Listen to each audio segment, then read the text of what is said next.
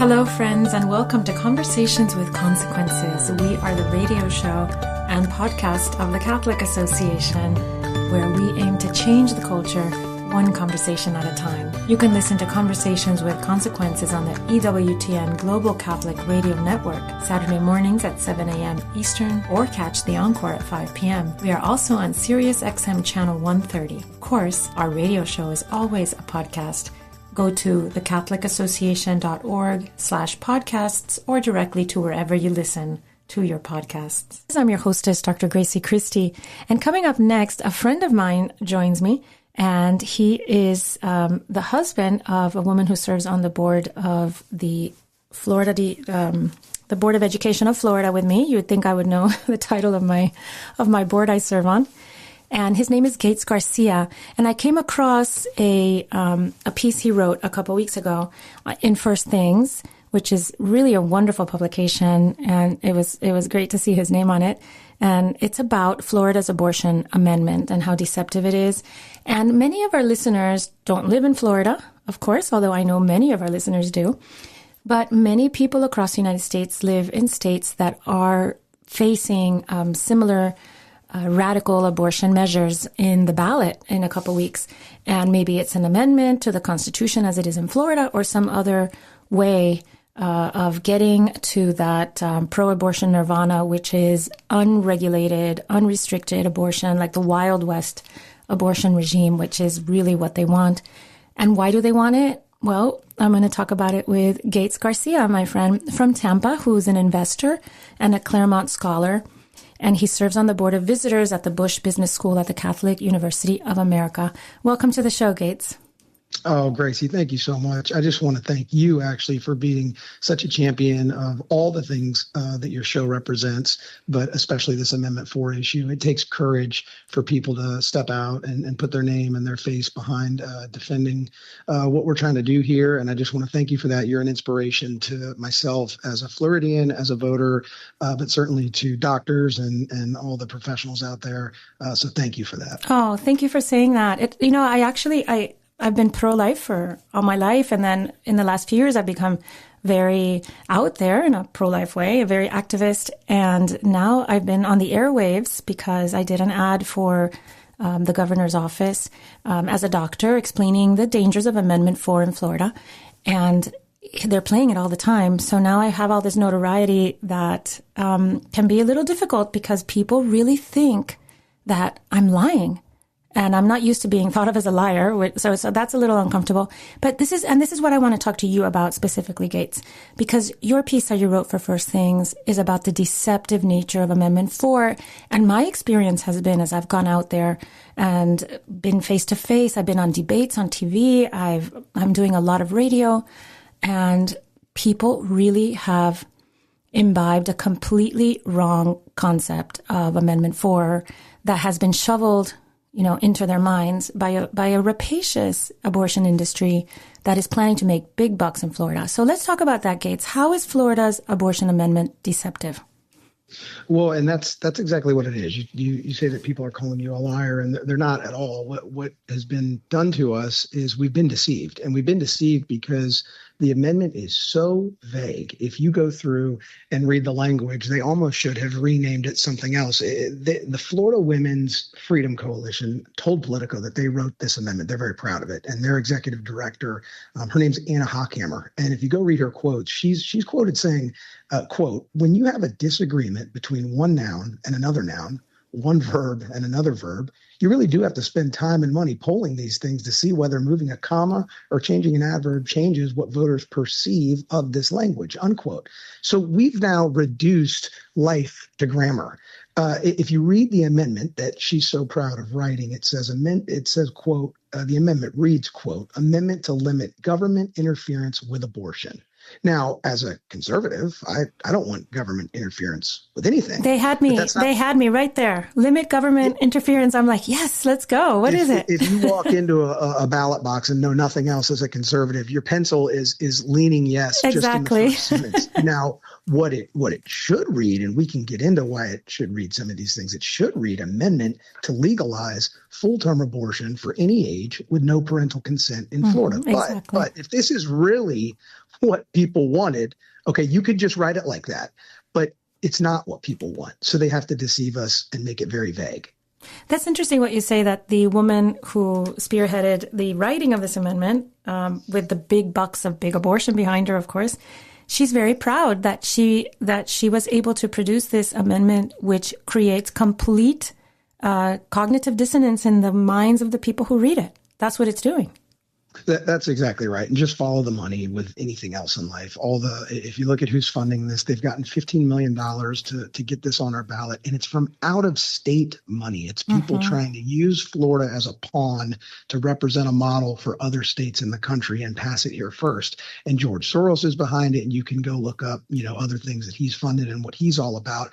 And this is huge because Florida, call it 2016, post-Trump, post-DeSantis, has, regardless of what you think of any politician, Florida's certainly built a proud reputation on being a red state of freedom. Really, COVID is what did that for the state of Florida.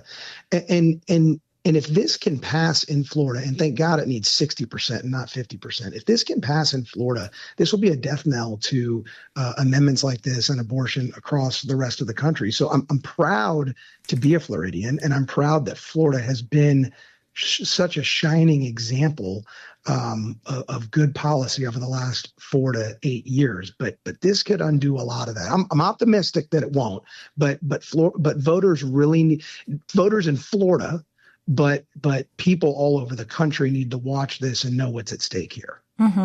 I was with Governor DeSantis yesterday at a presser that went really well. You did a fantastic job. I watched the entire thing. That's not why I brought it up, but thank you for the compliment. And he said something so interesting, and he said it. He explained it in a way that I hadn't heard explained about how anti-democratic these amendments are. And maybe your state is looking at a constitutional amendment. Some of our listeners, their states might be looking at something similar. He was saying that if you don't think, so right now in Florida, there is completely unrestricted elective abortion through week 6. And then from 6 to 15, there are lots of reasons you can have a legal abortion in Florida. And then through 40 weeks for the health of the mother, the physical health of the mother. But he was saying that these constitutional amendments are anti-democratic because if you think that we should have elective abortion in Florida, not till 6 weeks, but maybe till 8 weeks, which I keep hearing people keep saying to me, well, it's too soon for a mom to know if she's pregnant at 6 weeks, which isn't true, but people are very concerned about that. Then you can go to your elected representative. You can form, a neighborhood group and collect signatures and have your voice heard in a democratic way and move that needle. Maybe you think it should be 8 weeks. Well, that's why we're citizens of a free country, right? But these amendments are anti-democratic because they take away the ability of voters and citizens of our state to make changes according to their morals and their ethics and their opinions on these very difficult topics. Well, a couple points there. So what you're basically referring to is laws and policies versus constitutional amendments. Laws and policies are very significant, but they're more malleable than a constitutional amendment. A constitutional amendment is forever. And because it's forever, you need to default. You should default to a no vote. When you look at a constitutional amendment, your mind, regardless of your politics, when something is going on a ballot that could affect life forever, and I don't mean life in the abortion sense, just sort of our everyday lives, you should default to no, okay? Because that's significant. And then you need to be, the drafters of that amendment are forced to convince you of their case. And this specific amendment fails that miserably. We've talked about the vagueness. We can talk about this term log rolling that I brought up in my essay. But if we do that, or before we do that, I just want to go back to some other information that you talked about in posing this question. We're a somewhat reasonable state on abortion as we sit here today. We're not a no abortion under any circumstances type of state. And that's where the deception is coming in. If you read the flyers that are going out in the mail, they have absolute lies on them about the abortion laws and restrictions in this state. So people are already coming in with a misguided notion on what abortion is all about in this state, and they need to be educated on that first. You can get an abortion for any reason up to 6 weeks. You can get an abortion up to 15 weeks for certain healthcare issues that the child's having, and then beyond that, it's determined by the health of the mother. And now we can talk about that definition, but most and would also, understand. if I could mention, Gates, sorry to interrupt you, but also rape and incest and human trafficking, which people are very concerned about, and rightfully, I understand that.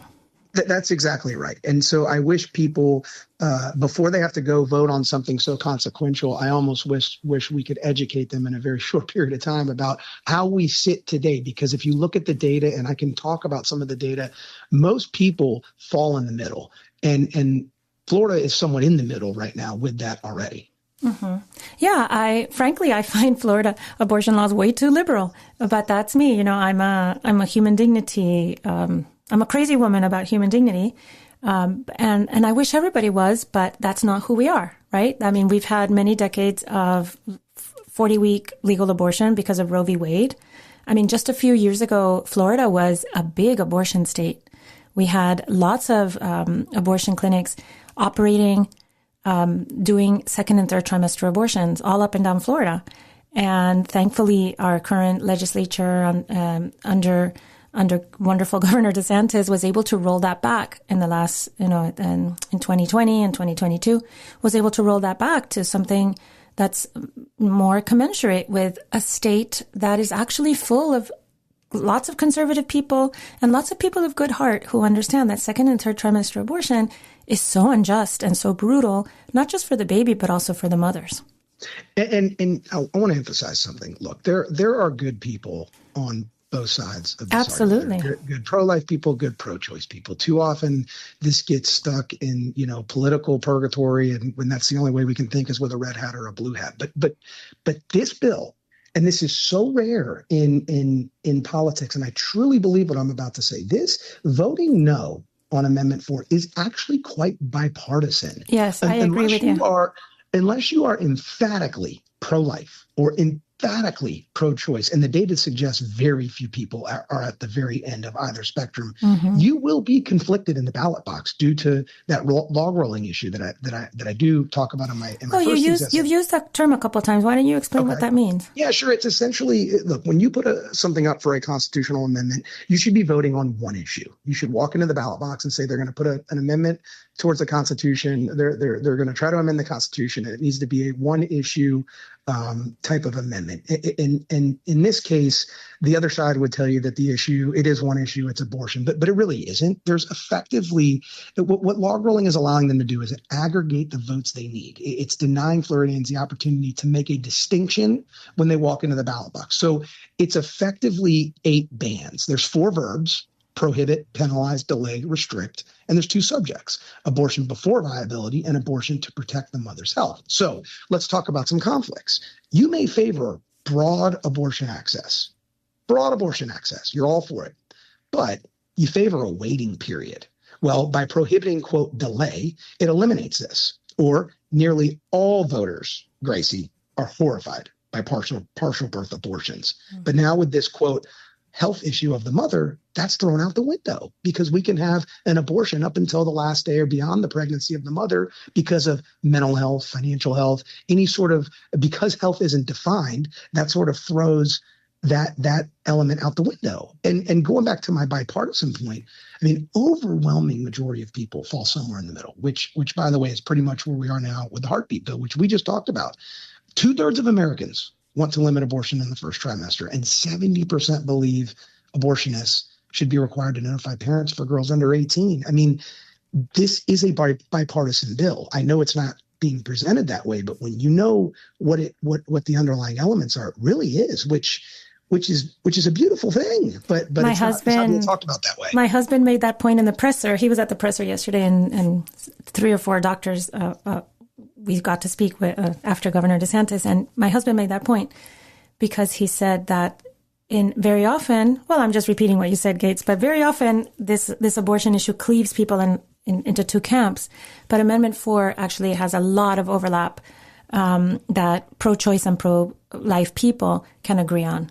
And you mentioned parental consent. That's an egregious thing that we lose if Amendment 4 passes. And this is something that, because of the way the amendment is worded, and maybe you can explain this to us, people don't understand that.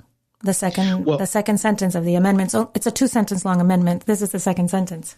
Well, but Gracie, let me go back to some things. Let me add on to some things that you and your husband were saying yesterday and saying now.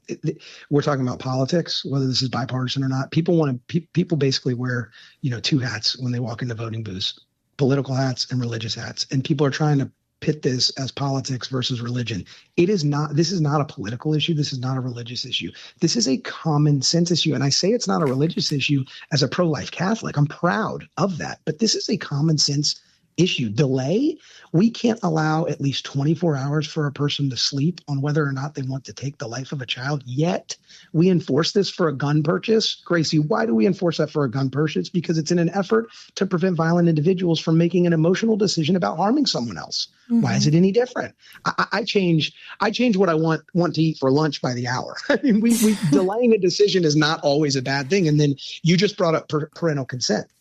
Okay, you have to be 18 to get a tattoo. You have to be 21 to drink a beer. You have to be 21. You have to be 18 to pierce your ear. You have to be 21 to rent a car. But an abortion would essentially become the only medical procedure a minor can have without their parents' consent. Forget religion, forget politics. I'm just going to put my common sense hat on as a just average, someone with an average intellectual level of intellect. I can't fathom that. Can I say something that I've been doing in my interviews, what I've done to explain this parental consent issue is because people have like these pictures in their head, right? They think, parental consent is not important because they're thinking this girl's almost 18. Her parents are very, they're very Christian conservative and they're not going to allow her to get this abortion she really needs so she can continue her education. They have these narratives in their heads, right? And they're like, maybe consent, maybe notification is good enough. But then I want to put other narratives in their head. I want to put the narrative in their head of, I've seen girls as young as 12 get abortions and 13. I wish that didn't happen, but it happens. I want to put in their heads a girl who's being manipulated by an older man, a 12-year-old, a 13-year-old, being abused in some terrible situation. Maybe she's being trafficked by a gang, right? And she's taken to an abortion clinic to receive an abortion, maybe just pills. And you have a little girl going through something which I wouldn't wish on my 42-year-old neighbor. These are tremendously impactful procedures that are painful and traumatic. And a young girl's parents are not going to be involved every step of the way to protect her from bad actors or just to guide her through the procedure, right? So little girls, women are having abortions by themselves in their bathroom because that's what chemical abortion is. And who's going to hold that girl's hand?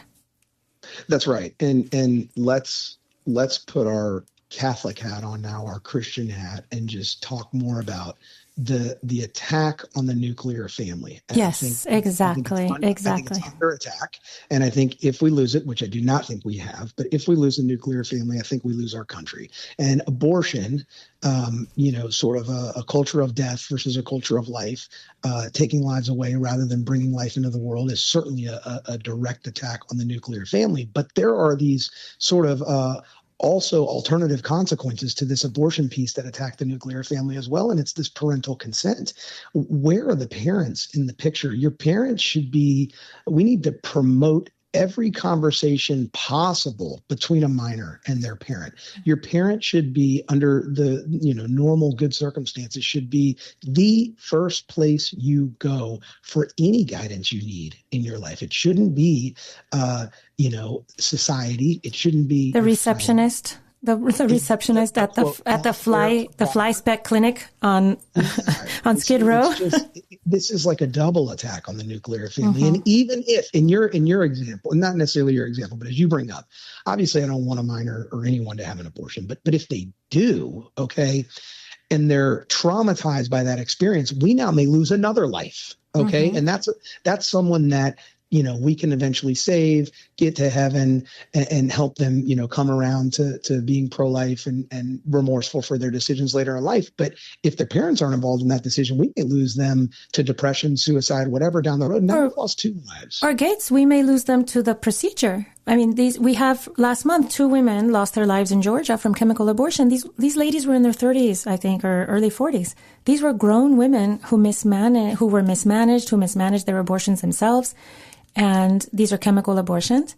So now we're going to have minor girls without just managing their own abortions at home.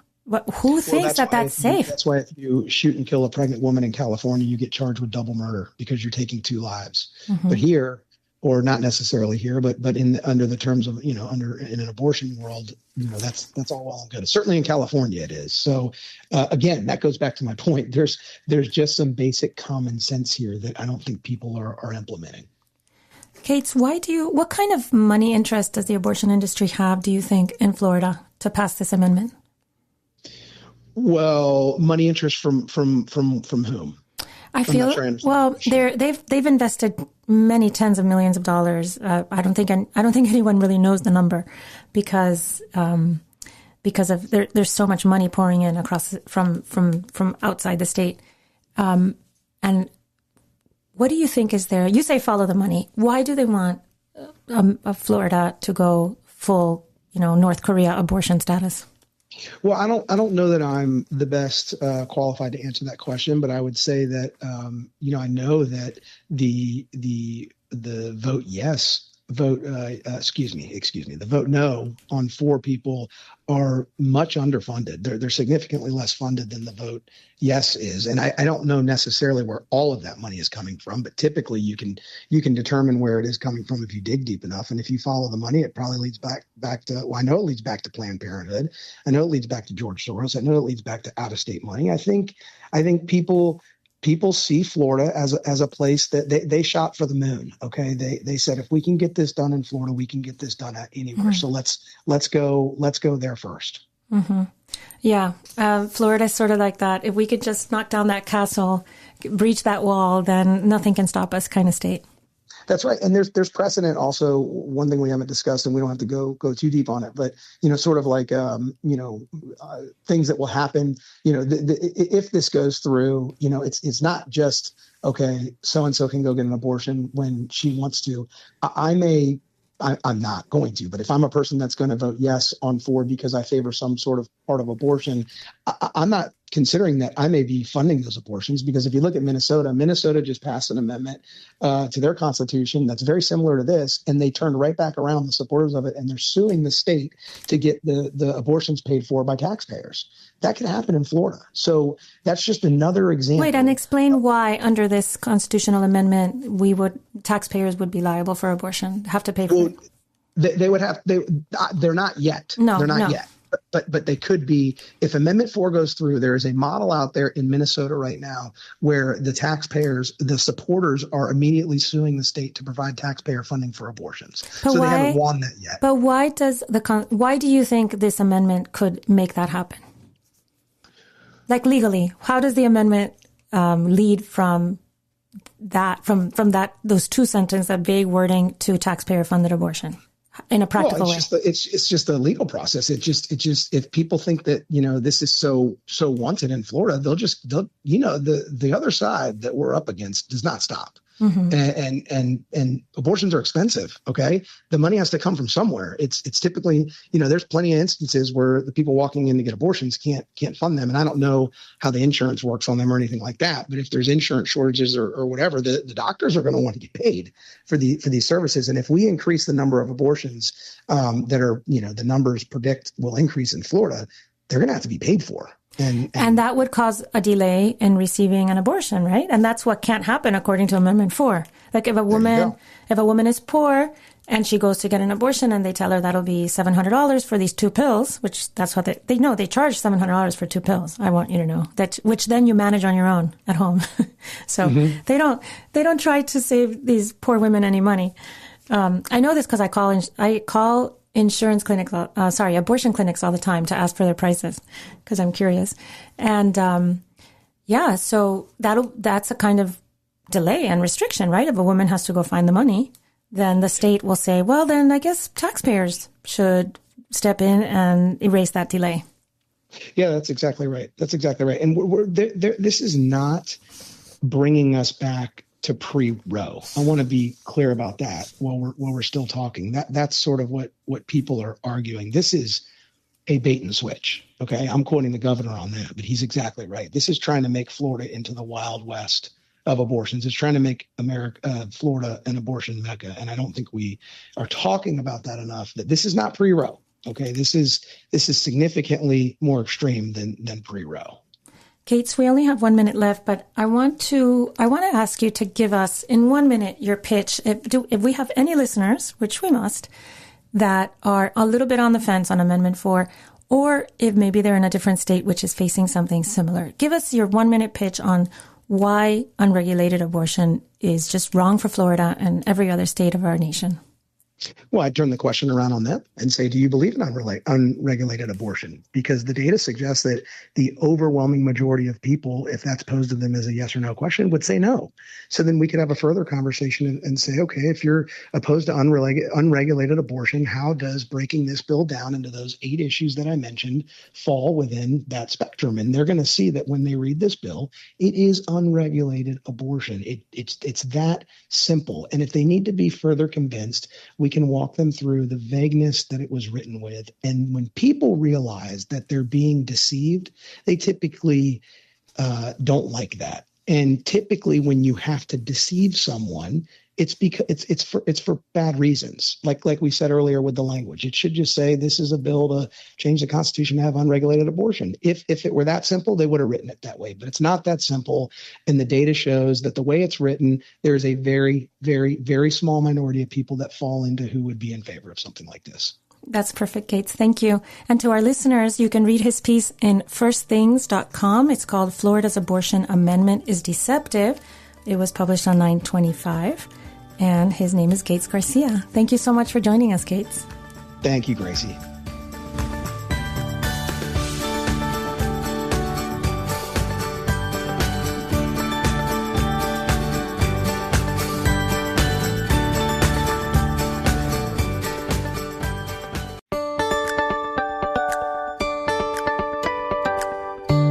Welcome back to Conversations with Consequences. I'm your hostess, Dr. Gracie Christie, and we have a special guest today who's been on the show before. I think we can call him a friend of the show's.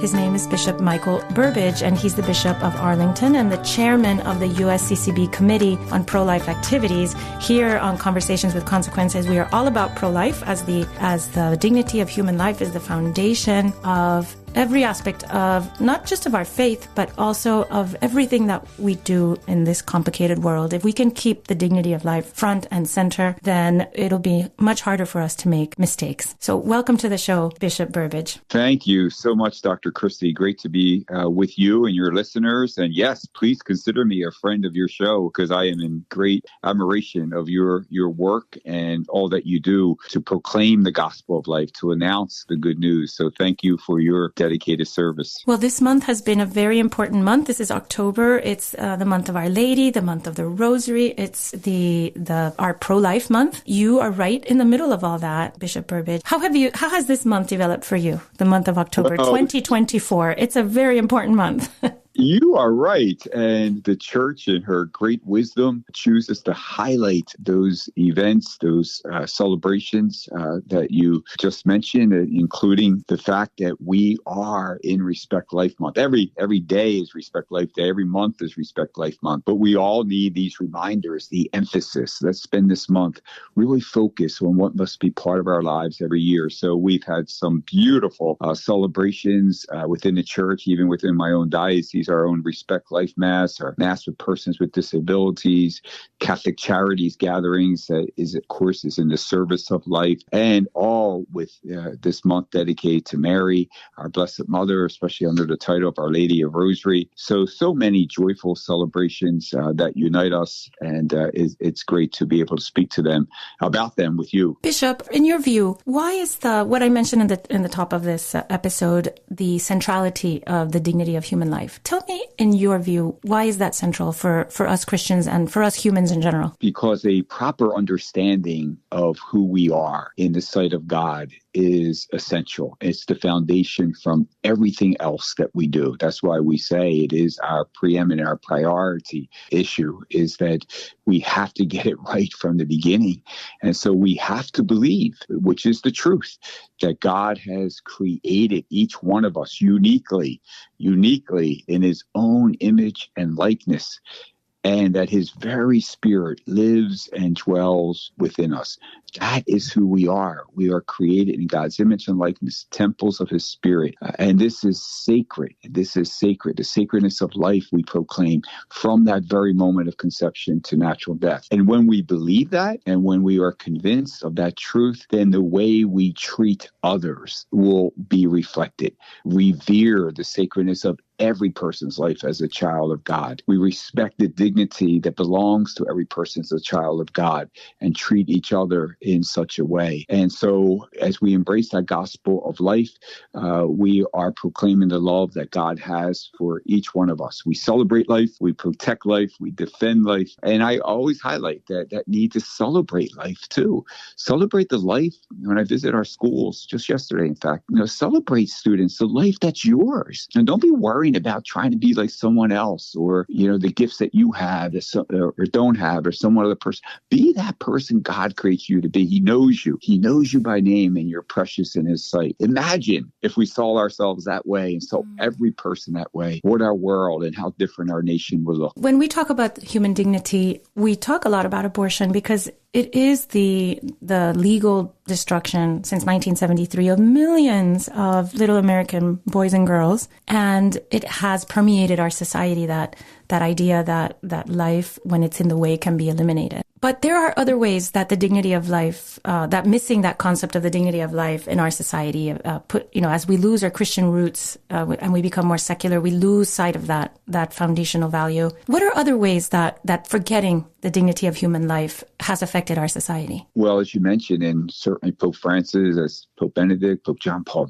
II talk about the great concern of this culture of death, where life can just be discarded, dismissed, for various reasons. And so we see it not only, as you said, the innocent, every day they taking innocent lives, the most vulnerable, the voiceless, in a sense, the child in the womb. But then the gospel of life is embracing all persons. How sad it is for us to see, for example, persons with disability, often discarded, often not part of the community, often not lifted up as a blessing, as a gift that they are to all of society. How sad it is to see the aged, the elderly, lonely, forgotten. What a great concern we have now with the advancement of an aggressive agenda trying to push assisted suicide, as if we decide when life ends, rather than allowing people, taking great medical care of them, providing comfort, but allowing them to unite their sufferings to the Lord, knowing that the glory that awaits them. And just look at how so many people are living in poverty, lacking the basic necessities of life. And so we as a church consistently proclaim the gospel of life by serving life. We see how we as a church will walk with moms in need. Mm-hmm. Every mom knows, and every dad, when they want to welcome that life of a child into our world, even though they are experiencing some difficulties or hardships, maybe lacking employment, maybe lacking finances, maybe lacking the basic necessities that they need to provide for the child. Well, there we are. There is the church to walk right with them, right in their midst. We speak about the beautiful Project Gabriel. What is it you need? Do you need diapers? Do you need clothes? What do you need? We want to walk with you. Catholic Charities, providing counseling at many dioceses like my own, providing homes for single moms, rental assistance for parents who are welcoming children in life but don't have adequate housing. For example, in my own diocese last year, we provided almost 300 car seats. That's something moms and dads need for their children, but they can't afford. Well, there's the church providing for them. Over $1.8 million in rental assistance we did. And this is what dioceses do across the country. So everyone knows our position about we are absolutely against the taking of innocent life, the life of the preborn, the life of the vulnerable. Any life at any stage must be revered and protected. But I think we as a church must continue to allow people to know what we do in service of life. And I just commend, all the parishioners throughout this country who in so many ways, through their financial support, through their prayers, through their own volunteer, through their services, serve life. It is really wonderful to see how that beautiful impulse in the human soul to help another is translated into the presence of so many wonderful people that show up at the pregnancy care centers to pack bags and bring boxes of diapers and give classes and donate their money, as you say, for rental assistance for young families. And I have found in my experience, where I've been very involved in all these activities and on all these different levels. And I have found that many times it's that first generous impulse that brings people to come out and help. And when they feel that they're a part of this beautiful faith project, then their hearts turn to God and Our Lady and the church. Like I find many people come to the church, come to their faith and to live their faith in a deep way that maybe they weren't living it before or didn't even know about it. They come through this personal, generous participation in the assistance of others in charity. You are so right, Dr. Christie. We know that one of the most effective ways that we invite others to return to the Lord, to return to the church, one of the most effective ways that we evangelize, actually, which was what you were just speaking about, is by inviting. A personal invitation to invite a family member, a friend, or someone who's been away from church to participate in a work of charity. Mm-hmm. We can do together to help people in need. And through, we know it's truth, beauty, goodness, we proclaim. So to invite people to participate in goodness, as you said, helps to transform hearts. And so feel free, parishioners, to invite people to participate in the good work you're doing. Sometimes that's all anyone ever needs is a personal invitation. Mm-hmm. People are very lonely and they are very atomized, and they're not. One of the wonderful things about the church, our Catholic Church, but other churches and temples and synagogues, is that we're meant to be connected and nested in communities of faith and of value and meaning. And I think a lot of the despair and chaos we see out there is that terrible loneliness of not being connected to others, as we see in our churches. I don't know how people get by. I don't know without that kind of support of an entire your entire parish, your entire, we all work. It feels so beautiful to be part of something greater than oneself and be involved in a real noble project, whether that's evangelization or works of charity or all, everything together, because the church does all these things and invites us to participate. One of the things the church teaches is the practice of praying the Rosary. And this is the month of the Rosary. And tell us, Bishop, what is the power of that prayer? Well, the power of the prayer is, first of all, to realize the great gift that Jesus gave us from the cross. He gave his mother to us as our mother, as someone to love us, to embrace us, to protect us, to walk with us. We have such a powerful intercessor in Mary, our mother. It is the gift that her son gave to us. And she's there to walk with us every step of the way. And I'm sure we can all tell stories of how we have felt that powerful protection and help of a mother who loves us, who calls us her own sons and children. So we must turn to her. We honor her. We honor her when we pray the Rosary. We meditate upon the mystery of her son's life and how much he has loved us. And yet we also seek her help and be specific. Mary, I need your help to deal with this temptation. Mary, I need your help to deal with this cross. It's a little one, but it's weighing on me. Or Mary, I need your help because this is a very heavy cross. And I know you are there for me. That is why. And also, to grow in holiness, we need Mary to lead us closer to her son. That's why all the saints, St. Dominic, St. Teresa of Calcutta, St. Therese of Lisieux, certainly Pope Francis, St. John Paul II, all tell us the importance of praying the Rosary. They guide us to holiness. I love Pope John Paul II's line when he says, Rosary is a prayer of great significance that is destined to bring forth a harvest of holiness. Why wouldn't we pray the Rosary? Pope Francis is encouraging us to pray the Rosary for peace in the world. And we're longing for that peace. We're at a world that's at war, a nation that is so divided and restless and harsh. We are all in our own lives, the stress and the demands and the anxiety. So pray to Mary under that title, Our Lady, Queen of Peace, Our Lady of the Rosary. We have a great friend, and she is there for us as mother and protector. In the last few years, my husband and I have become, we pray the Rosary daily. And it's something that as I was growing up Catholic, I did once in a while. And now I don't know how to get through my day without the Rosary. And one thing that's been so beautiful, and I'm sure a lot of our listeners do this, is to pray with your family members or your spouse. And my husband and I have found it such a remedy for our normal marital difficulties, because to live together and have this life project and raise children obviously brings difficulties in a relationship. And the Rosary just seems to patch everything up between us. As soon as we start to get into a bad back and forth with each other, you know, we now have learned to look at each other and say, what we need is the Rosary.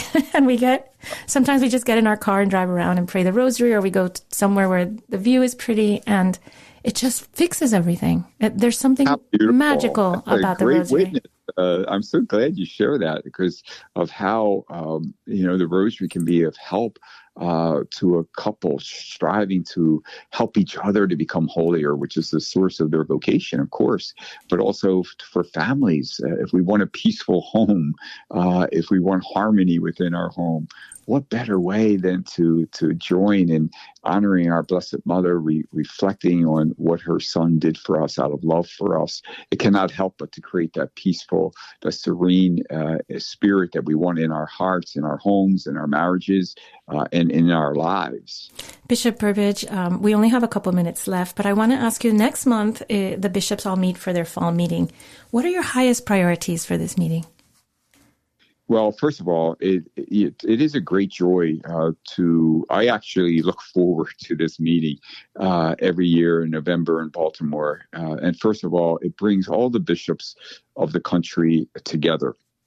And I would really want, and I really hope our parishioners could really see that when the bishops gather, despite what you might read or blogs or headline, there is, from the very first moment we are together, is a sense of a fraternal bond, sense of unity. We pray together. We begin our meetings with a day of mourning, a recollection and mass prayer. So we are united as brother bishops. We are united in prayer. We begin with asking the Holy Spirit to enlighten and guide us through our discussions and deliberations. And we will discuss various issues, of course. And sometimes there are different opinions or different ways of looking at things, but always done so respectfully and real engagement. So first of all, I just pray that bond continues to be fostered, and that we will address the issues that face us throughout our agenda with that spirit of God leading us and guiding us. Well, us, all the listeners, all the people who have the wonderful bishops leading the flock. We are the flock, and I pledge personally to pray along with you that the Holy Spirit enlighten your minds and hearts, and you keep leading the Church towards greater holiness and sanctity for all of us, because the only reason we're here at all is to get back to God when we die, I think. It's right. And thank you for those prayers, because I know before I leave every week, I just ask everyone, my brother priests and throughout the diocese, to pray for us, because that's what we seek to do also. We just seek, with our weaknesses, our limitations, whatever, we seek and strive and pray that we will be faithful shepherds after the heart of Christ, and that we will lead and guide as the Lord himself asks us. But we cannot do that without his grace, without the help of our Blessed Mother, and without the prayers of the faithful we are so privileged to serve. Well, thank you so much, Bishop Burbidge. And thank you, Dr. for your time, especially. And our prayers go with you. I really appreciate that. And thanks. Always a great joy to speak with you. And now, Father Roger Landry offers us, as is customary, a short and inspiring homily to prepare us for this Sunday's Gospel. This is Father Roger Landry, and it's a privilege for me to be with you as we enter into the consequential conversation, presuming what Jesus wants to have with each of us this Sunday, when we will travel with Jesus to Jericho, the lowest place on earth, more below sea level than any other location on the planet. Jesus was passing through that place, representative of the moral pit of the world, in order to ascend from there the 15-mile uphill road that leads to Jerusalem, where he would suffer and die to lift up the human race. St. Mark tells us that as Jesus was passing through the town, Bartimaeus, a blind man, the son of Timaeus, sat by the roadside begging. Bartimaeus was not born blind, but had become blind over the course of time. We see that in the verb he himself uses later, anablepo, asking Jesus in the Greek to see again. But he hadn't just lost his sight. To some degree, he had lost his dignity. He was sitting by the roadside begging. He couldn't take care of himself. He needed basic help. He'd hit rock bottom. He was in the depth of the valley of darkness, in the lowest place on earth. But it was precisely in that spiritual poverty that Jesus would come to meet him. When Bartimaeus heard that Jesus was passing by, he didn't cry out for alms, which would have been a small request. He didn't cry out at that point even for a miracle. He cried out simply for mercy. Jesus, Son of David, have pity on me. He had doubtless heard of Jesus' reputation for working miracles to the north in Galilee and was responding with faith. The fact that he called himself Son of David was a sign that he believed Jesus was the Messiah, and his prayer would be answered. Jesus stopped and said, "Call him." Like rabbis were accustomed to do on all their pilgrimages to Jerusalem for the major feasts, Jesus was teaching the crowds along the journey. When he had heard Bartimaeus' pleas, he stopped in his tracks in order that Bartimaeus be brought to him. For Jesus, caring for this man was more important than what he was teaching at that moment, because he was about to show the gospel rather than just verbally describe it. He was also going to manifest how he responds to persistent prayer. They said to Bartimaeus, "Take courage, get up. Jesus is calling you." Words that should encourage anyone. But the words are nevertheless surprising. If Jesus knew we were blind, why wouldn't he have gone over to where the blind man was begging? The reason is that Jesus loved him too much and understood the human heart too well to do that. Instead, he drew near, he got close, but then he had Bartimaeus make the effort to get up and come to him, to exercise Bartimaeus' freedom, to stoke his desire, to grow his faith, and to give him greater participation in the miracle Jesus himself was about to accomplish. It takes courage to get up and leave our comfort zones to respond to the Lord. Bartimaeus had that courage and did. St. Mark tells us he threw aside his cloak, sprang up, and came to Jesus. The cloak was his outer garment that kept him warm at night. It was, in a sense, his security blanket. It was quite valuable to him and part of his life. But in crying out and taking courage and going to Jesus who was calling, he was intentionally embracing a new life and establishing a new security. He left his cloak behind, which is not just a fact but an important symbol of how he was thinking more about clinging to Jesus and the new life for which he was hoping than grasping the past. Even though he was blind, he got up immediately. He raced to respond to his being called by the Lord. "What do you want me to do for you?" Jesus asked him. Bartimaeus replied, "Master, I want to see." The Latin words for this have become a very popular Christian aspiration, made especially famous by Saint Josemaria, Domine ut videam.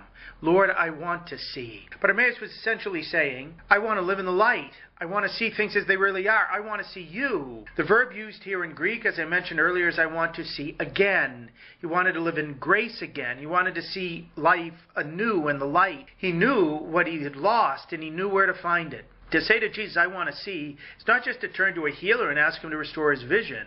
It's to say, I want to live in your vision. St. John would write in his gospel about Jesus' words, I am the light of the world. Whoever follows me will have the light of life. That's the gift for which Bartimaeus was begging. But Jesus gave him something more. He said to him, go your way, your faith has saved you. The Lord not only granted his wish to see, but heard his initial cry to have mercy on him. Jesus' generosity far outdid Bartimaeus' imagination to ask. Faith in response to God leads to salvation. And even though Bartimaeus didn't dare ask for that, God gave it. St. Mark tells us, immediately he received his sight and followed him on the way.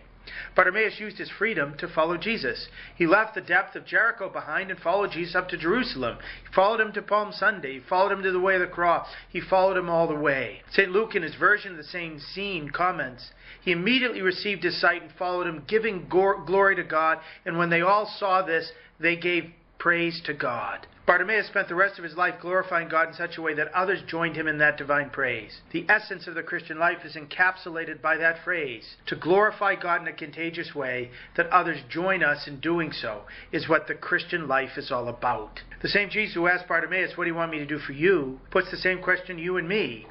We're called to learn from the blind man in Jericho how to beg Jesus for the gift of sight. We want to see Jesus in prayer. We want to see Jesus in the sacrament, especially the Holy Eucharist. We want to see Jesus in others, in the face of those we love, in the face of those we find so difficult to love. We want to see Jesus behind the distressing masks of the poor, the sick, the lonely, the homeless, the abandoned, and the blind. We want to behold Christ's face in the beauties of creation.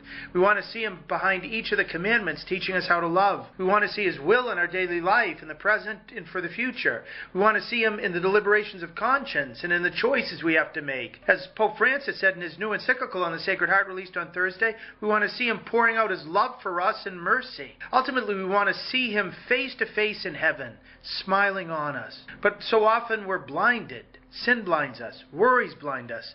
Pain and suffering blind us. Hatreds and prejudices blind us. Others, including those we love, can sometimes get in the way and remove our line of vision. This Sunday is an occasion to ask the Lord to take out whatever planks are in our eyes so that we may see him clearly and follow him, glorifying him like Bartimaeus before us. There's also an important application of this gospel to our Christian mission in the world today. Last Sunday, as you recall, we marked World Mission Sunday and pondered how we're called not just to pray for and financially support the spread of the gospel throughout the world, but to grasp that each of us is a missionary, called by our baptism to spread the faith. Back in 2012, Pope Benedict focused precisely on this dimension, using the cure of Bartimaeus to describe what you and I need to do to help the blind men and women of our day encounter Christ as he's passing by. The state of blindness has great significance in the Gospels, Pope Benedict wrote. It represents man who needs God's light, the light of faith, if he is to know reality truly and walk the path of life. It's essential to acknowledge one's blindness, one's need for light. Otherwise, one could remain blind forever. Bartimaeus is presented as a model. He was not blind from birth, but he lost his sight. He represents man who has lost the light and knows it, but has not yet lost hope. He knows how to seize the opportunity to encounter Jesus, and he entrusts himself to him for healing. Bartimaeus represents man aware of his pain and crying out to the Lord, confident of being healed. His simple and sincere plea is exemplary, and indeed it has found its way into the tradition of Christian prayer. From this perspective, Bartimaeus could represent those who live in regions that were evangelized long ago, where the light of faith has grown dim and people have drifted away from God, no longer considering him relevant for their lives. These people have therefore lost a precious treasure. They have fallen from a lofty dignity.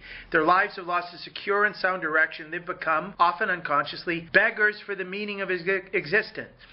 There are the many in need of a new encounter with Jesus, the Christ, the Son of God, who can open their eyes afresh and teach them the path. Of course, Pope Benedict is talking, among other places, about the United States, where 5 of 6 Catholics have given up the practice of the faith every Lord's Day.